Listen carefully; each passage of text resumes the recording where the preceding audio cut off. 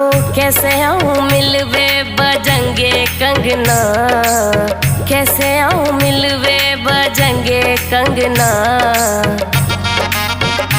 पायल की खनक से जगेंगे सजना रे, पायल की खनक से जगेंगे सजना। आवे तो आजा झूठी बात क्यों बनावे, 2 महीना से रानी ऐठ क्यों दिखावे। बात बनावे बेटी बेटी अंगना, बात बनावे बेटी बेटी अंगना। रगोली नी